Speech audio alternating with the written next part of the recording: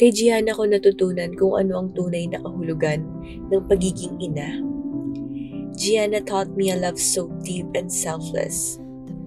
Isang pagmamahal na hindi ko alam na kaya ko palang ibigay.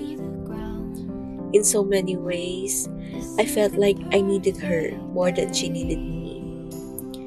Gianna didn't just make me a mother. She made me whole. Nabubuhay ako hindi lang para sa sarili ko, kundi para sa kanya. Ano yung mangyayari ngayon na hindi nyo makikita pero totoong mangyayari? Ang epekto ng binyag sa mga bata. Magiging anak ng Diyos sila. Ang pangalan nila, hindi nila yung pangalang ibibigay nyo sa kanila, kundi yung pangalan na hindi malalaos, hindi mawawala. Ang pangalang Kristiyano.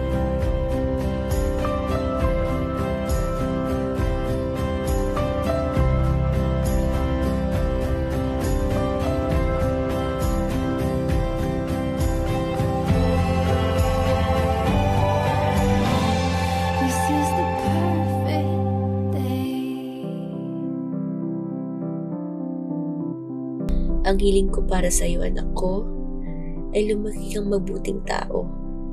Puno ng ligaya, pagmamahal, karunungan at may takot sa Diyos. Sana maramdaman mo lagi ang araw-araw na pagmamahal namin ng daddy mo sa iyo. Kami ang magiging sandigan mo, ang unang magpaparamdam sa iyo ng kahalagahan ng pamilya at ang unang magtuturo sa iyo ng kabutihan at pagmamalasakit. Mahal na mahal ka namin, anak.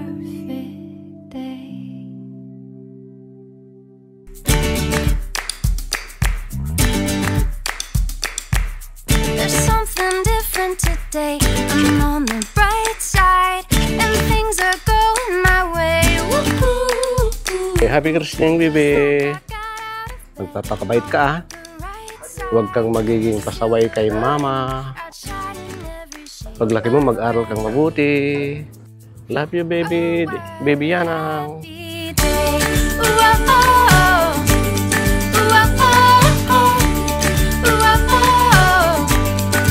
Grabe ang kaba at excitement namin ng mami mo. The night na nalaman namin na parating ka na, nagplano na kami kung anong dapat gagawin. Bumili na kami ng mga gamit mo, inayos ang kwarto, at hinanda sa sarili. Your smile, your laughter, and the little moments we share reminds us every day how we are truly blessed na dumating ka sa buhay namin. You are our greatest gift at napakasaya namin dahil dumating ka. Our beautiful blessing from God.